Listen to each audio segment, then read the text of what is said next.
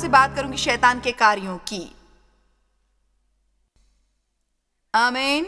हर सब उसके लिए उत्सुक हैं। खैर, आप जानते ही हैं कि शैतान के पास आपके जीवन के लिए एक योजना है। यूहन्ना 10:10 बाइबल कहती है, चोर आता है केवल मारने, चोरी करने और नष्ट करने। तो उसका नियत कार्य है मारना, चोरी करना और नष्ट करना। आपको शारीरिक तौर पर मारने नहीं, हर उस चीज को मारने जो आपके जीवन में अच्छी है। आपका आनंद मारने, आपकी शक्ति मारने,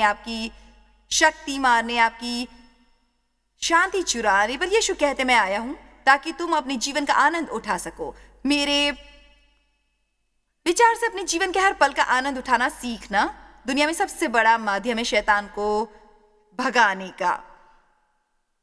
मैंने जीवन का ज्यादा आनंद नहीं उठाया। मैं ताने मारने वाले घर में पैदा हुई थी और मुझे याद है हंसने भर से भी मुसीबत आती। मेरे पिता बहुत ही खिन्न, निर्दयी, कठोर इंसान थे और घर में नाम मात्र को भी आनंद नहीं था। मैं 41 वर्ष में थी तब एहसास हुआ कि मेरे जीवन का अधिकतर हिस्सा गायब था और परमेश्वर नहीं चाहते थे कि हम जीवन यूं ही बिता दें, बल्कि चाहते हैं कि हम आनंद लें। और यीशु का आनंद हमारी शक्ति है। शैतान हमारा आनंद इसलिए चाहता है कि उससे हमारा आनंद मिले, हमारी शक्ति मिले। और यदि उसे हमारी शक्ति मिल सके तो उसके लिए हमें धोखा देना आसान हो जाता है। इसलिए शैतान की आपके जीवन के लिए एक योजना है, पर परमेश्वर का धन्यवाद, परमेश्वर की भी आपके लिए एक योजना है। अब याकूब 4:7 के अनुसार, इसलिए परमेश्वर के अधीन हो जाओ और शैतान का सामना करो, वो तुम्हारे पास से भाग जाएगा। 4:7 याकूब। इसलिए परमेश्वर के अधीन हो जाओ और शैतान का सामना करो, वो तुम्हारे पास से भाग जाएगा। देखा आपने, कितना आसान है, कितना आसान है। वही कर जो परमेश्वर कहे, तब शैतान का आपके जीवन पर कोई अधिकार नहीं रहेगा। करना वही है जो हम सोचते हैं, चाहते हैं, महसूस करते हैं। परमेश्वर हमें आशीष देगा ताकि सारा जीवन संताप में न गुजारे। शैतान पर गुस्सा इसलिए कि जीवन में कुछ भी अच्छा नहीं हो रहा। परमेश्वर के अधीन हो जाएं। हम में से किसी के लिए भी ये ठीक न होगा कि हम शैतान का सामना करने का प्रयास करें यदि हमने अपने को परमेश्वर के अधीन नहीं कर दिया। सामना करने की शक्ति अधीन होने में है। तो सुनाओ सबने, निरर्थक होगा शैतान का सामना करना यदि आपको अपने जीवन में अवज्ञा के उन क्षेत्रों की जानकारी नहीं जिसके लिए आप बहाने बनाते हैं। उन क्षेत्रों के बारे में बता सको जो परमेश्वर को पसंद नहीं, पर परमेश्वर ने मुझे उनकी जानकारी नहीं दी। हम सबके जीवन में ऐसे क्षेत्र हैं। मैं खुश हूं कि परमेश्वर हमारे साथ हो रही गलत चीज का एहसास हमें एकदम नहीं कराते, है ना ऐसा? वो जानते हैं हम कितना ग्रहण कर सकते हैं और हमारे साथ मिलकर किसी वस्तु पर कार्य और हमारे साथ मिलकर किसी वस्तु पर कार्य करते हैं। चलिए थोड़ी देर के लिए फिर कुछ और देखें।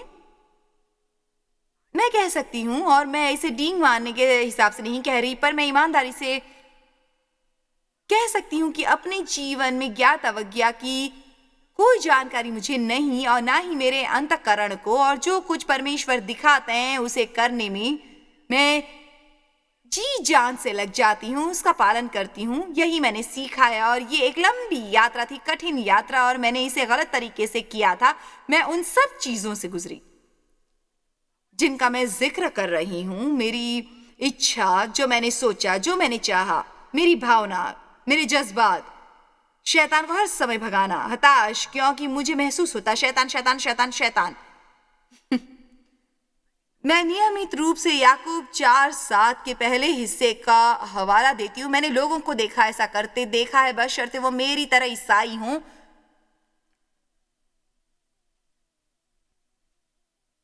शैतान का सामना करो, वो तुम्हारे सामने से भाग जाएगा।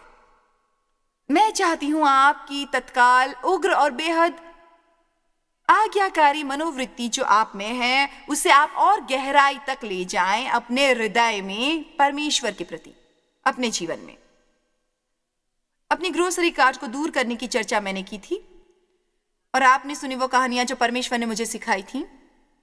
महत्ता इस बात की नहीं कि आप अच्छे इंसान हैं और दूसरों के लिए बखेड़ा नहीं छोड़ते। खैर, ये बात है 1970 की, जब परमेश्वर ने मुझे सिखाना शुरू किया कि कैसे उन तुच्छ छोटी सी ग्रोसरी कार्ट को उस जगह पार करना चाहिए जो ग्रोसरी कार्ट के लिए तय थी। 2 वर्ष उसके लिए आज्ञाकारी होने में। इसलिए मैं चाहती हूं कि आप समझे कि क्यों चीजें मेरे अनुकूल नहीं हो रही थीं। और मैंने ढेर सा समय शैतान पर सीखने में लगा दिया और ताज्जुब होता था कि चीजें मेरे अनुकूल क्यों नहीं हो रही। और क्यों नहीं हो रही मेरे अनुकूल चीजें? मेरी मिनिस्ट्री क्यों नहीं बढ़ रही? क्यों परमेश्वर ये क्यों नहीं हो रहा, वो क्यों नहीं हो रहा? कब परमेश्वर, कब? हर समय शैतान को फटकारती रहती और अंततः मैंने पता लगा लिया कि वही करो जो परमेश्वर तुम्हें करने को कहे। चलिए, इतना मुश्किल भी नहीं है। जब मैंने कहा था कि शैतान को कैसे भगाना, इस पर चर्चा करने जा रहे हैं पिछली रात, और आज प्रातः को हर एक ने तालियां बजाकर इसका स्वागत किया। जैसे ही मैंने बताया कि शैतान को कैसे भगाना है, तालियां बंद हो गईं।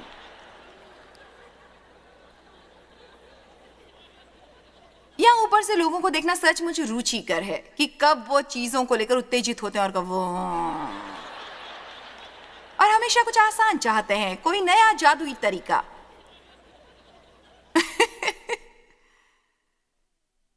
पर बाइबल ज्यों की त्यों रही है जब से वो लिखी गई। परमेश्वर जो कहते हैं वही करो, इसी में आशीष है। वही करो जो आप चाहते हो। आपकी जिंदगी में बखेड़ा हो रहा है। इस सप्ताहांत हम बात करने जा रहे हैं अनुशासन और आत्म संयम की। यदि आप अन्य 3 संदेश चूक गए हैं, बहुत कुछ चूक गए हैं, पर आप उसे सीडी पर देख सकते हैं या टीवी पर देख सकते हैं। अनुशासन और आत्म संयम बहुत आवश्यक हैं आज्ञाकारी जीवन बिताने के लिए, क्योंकि आज्ञाकारी होकर आप वो नहीं कर सकते जो आप हर समय करना चाहते हैं। जीवन के हर दिन मुझे स्वयं को अनुशासित करना है। जीवन के हर दिन मुझे स्वयं को अनुशासित करना है। मुझे स्वयं को अनुशासित करना है जब भी मैं खाने बैठूं। मुझे स्वयं को अनुशासित करना है जब भी कोई मुझे बिगाड़ना चाहे। मुझे अपने विचारों और वचनों को अनुशासित करना। मैं कुछ बिंदु पर जाना चाहूंगी और ना ही आप जानते हैं क्यों। रोमियो 6 फिर भी कहता है हम पाप के लिए मर गए। इसका मतलब नए और पुनः जी उठने की समानता के हमारे हिस्से और उसमें पैदा पुनर्जीवित आत्मा का पाप से कुछ लेना देना नहीं। हमारा वो हिस्सा पाप के लिए मर गया है, परंतु हमारे अंदर की लालसा अपना काम करती रहती है। अब मैं फौरन हाँ कह सकती हूं। मैं आशा और प्रार्थना करती हूं कि मैं अगले 2 साल परमेश्वर से नहीं उलझूंगी ग्रोसरी कार्ट को उसकी जगह पर पुनः पाक करने से। मेरे विचार से आपको उस बिंदु तक आना ही पड़ता है जहां आपको मैं जो कह रही हूं उसकी योग्यता पता चले और आप महसूस करेंगे कि यदि आप परमेश्वर के प्रति आज्ञाकारी नहीं तो उसका प्रभाव होगा। और चूंकि अब हमें अनुग्रह उपलब्ध और परमेश्वर हमें क्षमा कर देते हैं जो किया उसके लिए, इसका भी पता आपको आज लग जाएगा कि आज्ञाकारिता यीशु से हम कितना प्रेम करते हैं इस बात से जुड़ी है।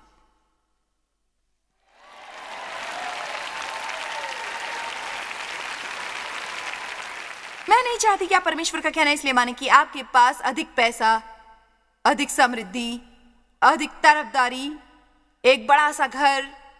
आप परमेश्वर का कहना इसलिए मानिए क्योंकि आप यीशु से प्रेम करते हैं, क्योंकि आप पवित्र आत्मा को दुखी नहीं करना चाहते, क्योंकि आपके जीवन की एक ही अभिलाषा है कि आप परमेश्वर के आज्ञाकारी बनना चाहते हैं। मैं आपके बारे में ज्यादा नहीं जानती, पर मैं जानती हूं कि ये बेतुका लगेगा। मुझे परमेश्वर के लिए अफसोस है। जानती हूं उन्हें मेरी दया नहीं आनी चाहिए। मैं हर बार यही कहती हूं, हे परमेश्वर क्षमा चाहती हूं, मुझे लोगों के व्यवहार पर अफसोस है। इस दुनिया के बहुत सारे लोग आपसे संबंधित कोई वस्तु नहीं चाहते और ना वो आपका नाम शापित और भयानक शब्दों से जोड़ देते हैं। परमेश्वर क्षमा करें, सारी हत्याओं, अपराधों, अन्य भयानक चीजों के लिए लड़ाइयां चलती रहती हैं, पर बाइबल कहती है हमें रोशनी बन उजाला फैलाना है अंधेरे स्थान में, और ऐसा बनना है जिस पर परमेश्वर गर्व कर सकें। क्या वो बनना चाहते हैं कि कोई चल रही सारी गड़बड़ियों की ओर न देखकर आपकी तरफ देख सके?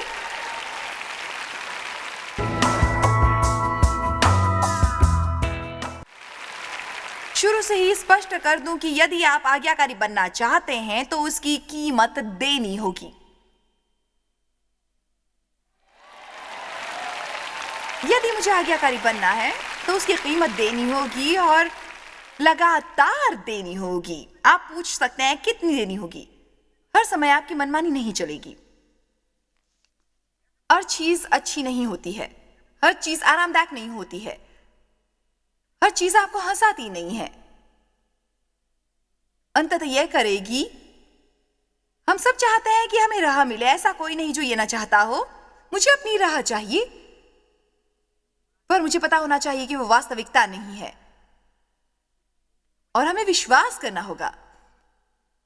ऐसा मैंने अपनी एक बैठक में कहा था, पर जानती हूं कई ने चेहरे बिगाड़े। हमें विश्वास होना चाहिए कि परमेश्वर जो करने को कहते हैं वह हमारे फायदे के लिए करने या न करने को कहते हैं, सिर्फ हमारे लिए।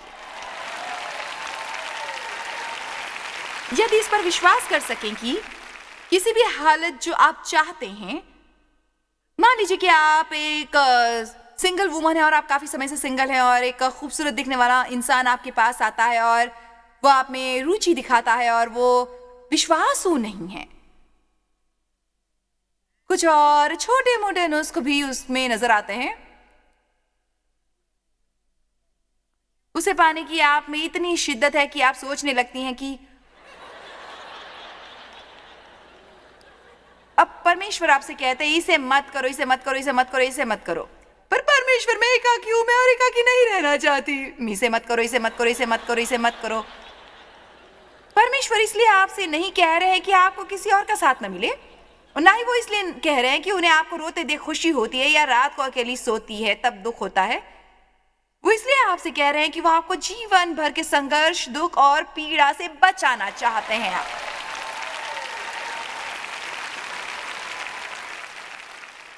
यदि आप परमेश्वर की प्रतीक्षा करते हैं, यदि आप परमेश्वर की प्रतीक्षा करते हैं,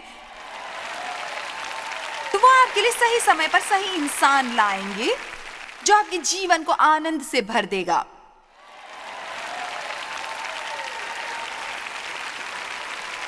और इसे आप आजमा सकते हैं हजारों हजारों विभिन्न तरीकों से। अब मैं आपसे अनुशासन के बारे में कुछ कठिन प्रश्न पूछती हूं। आज हम नजर डालेंगे विभिन्न क्षेत्रों पर यही इसी सुबह, और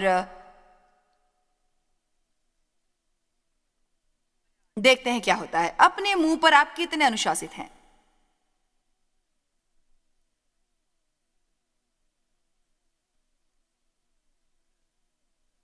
क्या बहुत ज्यादा बोलते हैं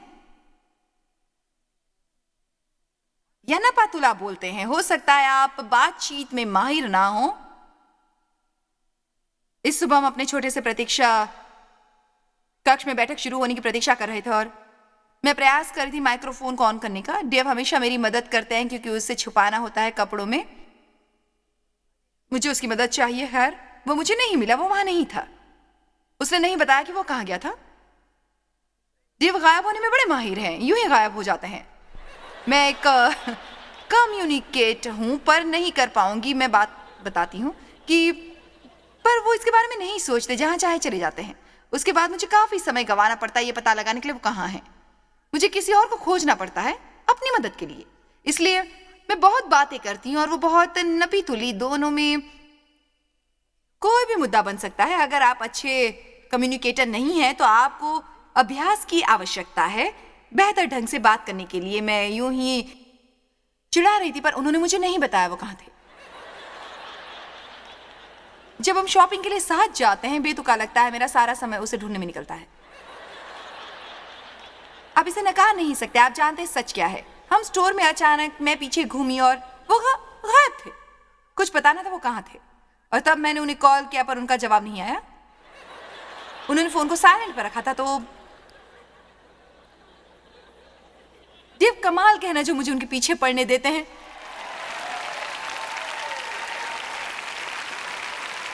आप में से कितने लोगों ने पिछला टीवी प्रोग्राम देखा जब हमारे पास थी सेफ्टी डिपॉजिट बॉक्स की?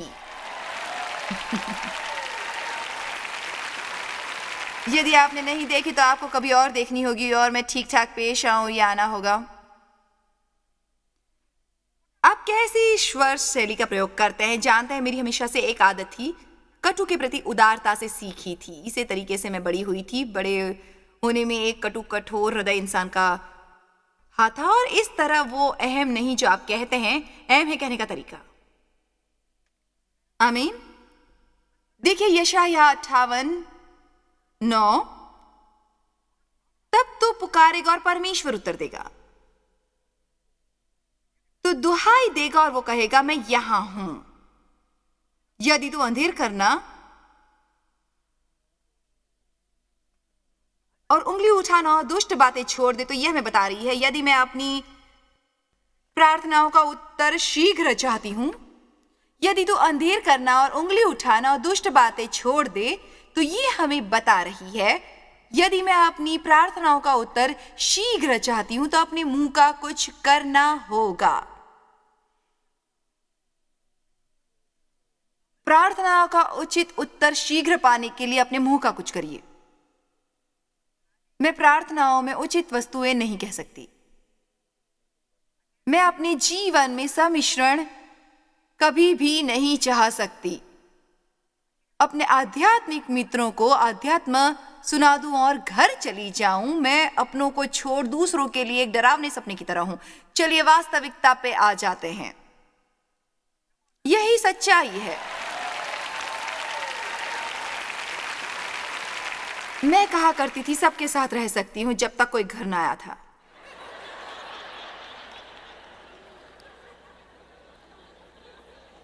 खैर इसके लिए चाहिए अनुशासन और मुंह बिला शक बेहद मुश्किल क्षेत्र, सभी क्षेत्रों में सबसे मुश्किल क्षेत्र नियंत्रित करना। और बाइबल वास्तव में हमें बताती है कि जी पर काबू नहीं पाया जा सकता। इसलिए हर सेशन में मैं कहने का प्रयास करती हूं कि मैं आपको अनुशासन और आत्मसंयम की बात करूं और आज्ञाकारिता की। ये वो चीज नहीं है कि जहां मैं चाहूं आप उसी पर गौर करें। मैं चाहूंगी कि आप घर जाएं, समय परमेश्वर के साथ बिताएं और कहें परमेश्वर मैं हर वो चीज करूंगा जो आप कहें, पर वो नहीं कर सकता जो मेरे जरिए ना हो। उसे आपको मेरे जरिए करना होगा। आप कोशिश करने में कम समय लगा सकते हैं और परमेश्वर में अधिक समय लगा सकते हैं, बेहतर फायदा उठा सकते हैं। सुना आपने मैंने क्या कहा? हे परमेश्वर मैं कोशिश कर रही हूं, मैं कोशिश कर रही हूं, कोशिश कर रही हूं, कोशिश कर रही हूं। पर क्या आप प्रतिदिन परमेश्वर के साथ समय बिताते हैं बाहर जाने और कुछ करने से पहले? और आप तो जानते हैं मैं समय के बारे में कुछ ज्यादा नहीं जानती। हर कोई सोचता है उसके पास समय नहीं है। खैर परमेश्वर आपकी परिस्थिति को समझते हैं। यदि आप एक जवान माँ है और आपके 5 छोटे बच्चे हैं और आप उन्हें बाहर ले जाने की कोशिश कर रही हैं, तब आप किसी और की तरह प्रतिदिन 2 घंटे परमेश्वर के लिए नहीं निकाल सकती, पर 1 मिनट निकाल सकती हैं। मेरा मतलब आप अपने बाथरूम में बंद होकर 1 मिनट निकाल सकती। जो कर सकती है करिए, जो नहीं कर सकते उसके लिए शिकायत ना करें। आमीन। यदि आप अभी से परमेश्वर के साथ समय बिताना तय करते हैं तो वो बढ़ता ही जाएगा, बढ़ता ही जाएगा और यह आपके लिए बड़ा काम नहीं होगा।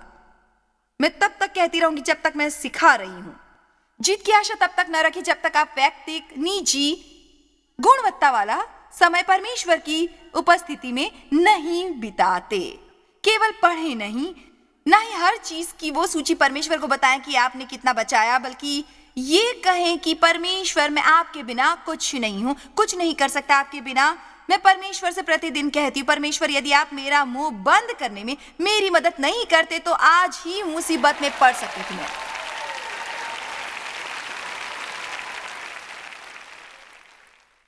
मेरा मतलब स्वीकार कर, मैं बड़े मुंह वाली हूं, उसी में लगा रहता है।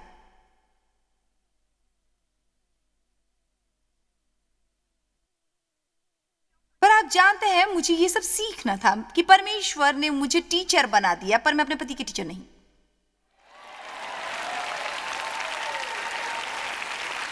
तो मुझे जानना था कि उसे कैसे बुझाना है और ये कैसे जलाना है। अगर मैं आपको यहाँ सिखाने को चाहती हूँ तो मुझे उनसे भी सीखने की जरूरत है।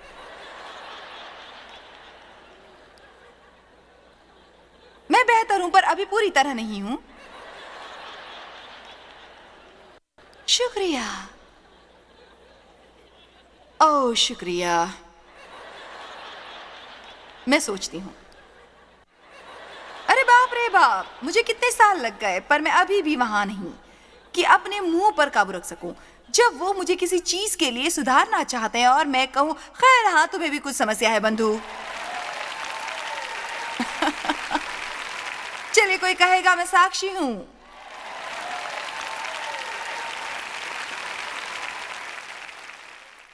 बाइबल कहती है केवल मूर्ख ही सुधार से घृणा करता है।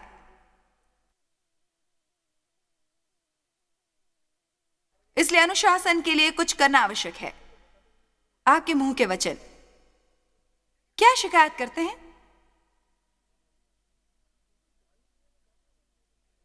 आप नहीं जानते, तय नहीं कर सकते क्या? मैं आपको कुछ बताती हूं। शैतान आपके हालात से खिलवाड़ करेगा और भरसक कोशिश करेगा उन चीजों को जानने की जिनसे आपको खी जाए, ताकि आपका ध्यान भंग हो, जिससे आप कुछ ऐसा खोजने लगे जिसके प्रति शिकायत है। अब मेरे विचार से हमें शिकायत को जाहिर करना होगा और समझना होगा कि शिकायत करके हम शैतान के लिए दरवाजे खोल देते हैं। और यही नहीं, जब हम अपने हालात के बारे में शिकायत करते हैं तो उन्हीं में वो रहता है।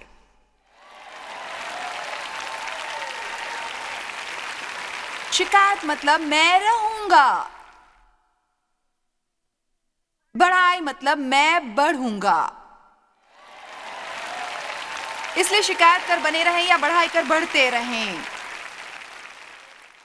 जो भी हम करना चाहें। मैं चाहूंगी कि एक नजर कुरिन्थियों 10:8 पर डालें। हम शैतान के कार्यों में बाधा डालने की बात कर रहे हैं। वचन 8, और ना हम व्यभिचार करें जैसा उनमें से कितनों ने किया और एक दिन में 23,000 मर जाए। या मुझे कहना है प्रभाव कई प्रकार के होते हैं। अवज्ञा के, मैं ये नहीं कह रही कि आप सड़क पर गिरकर मर जाएंगे अगर परमेश्वर की आज्ञा नहीं मानेंगे। हालांकि एनानायस और सफिया ने ऐसा किया था। मुझे खुशी है कि हमें थोड़ी और दया मिली, पर अब हम परमेश्वर की नहीं मानते। कोई क्षेत्र मेरे या आपके या जो टीवी द्वारा देख रहे हैं के जीवन का, जिसकी हमने अवज्ञा की, जिसकी हमें जानकारी है कि हमने शिकायत करके अवज्ञा की, जो हम हमेशा करते हैं। कोई भी क्षेत्र जहां हमने अवज्ञा की जानकारी है, जिसके लिए हम शिकायत कर रहे हैं, जैसा कि हम हमेशा करते हैं, उसके लिए भी बहाना बना लेते हैं। और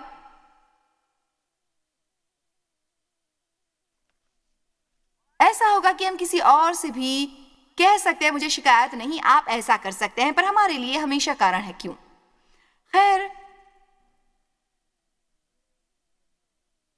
और इसके भी प्रभाव हैं। हम मृतक पर नहीं गिरते, हम हमारे हालात में मृत्यु हैं और हमारी आत्मा की भी मृत्यु होती है।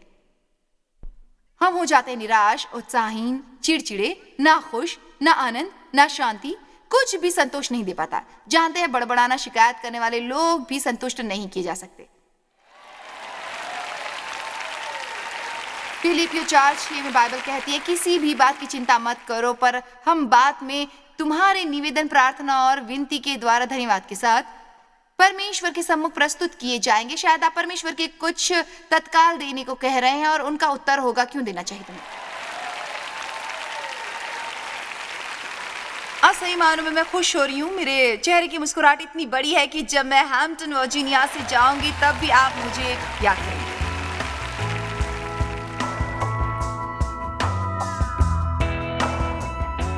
शैतान आपके विनाश के लिए संकल्प है, पर आप उसके काम में बाधा डालकर विजयी पा सकते हैं और अपने जीवन को अनुशासित करके व्यक्तिगत और उत्तम समय परमेश्वर के साथ बिताकर, और दूसरी समझदारी की चीज है दूसरों के प्रति अच्छा सुलूक करना जहां भी आप जाएं। जब आप परमेश्वर पर विश्वास लाते हैं, आप उसकी बात मानते हैं और निर्णय लेते हैं लोगों के आशीष पाने का। आज हम आपको पेश करने जा रहे हैं कुछ वचन जो आपको इन क्षेत्रों में मदद करेंगे। हमसे तुरंत संपर्क कीजिए और जीवन पथ पर और शक्तिशाली बनिए। आपके मित्रों और आपके परिवारजनों को भी काफी मदद मिलेगी।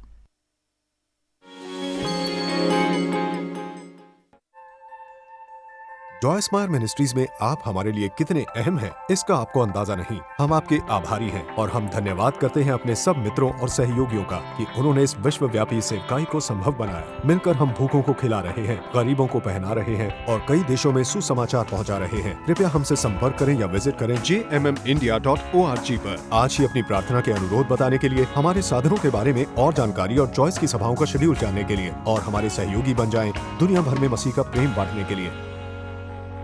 ये कार्यक्रम जॉय स्मायर मिनिस्ट्री के मित्रों और पार्टनर्स द्वारा प्रायोजित है।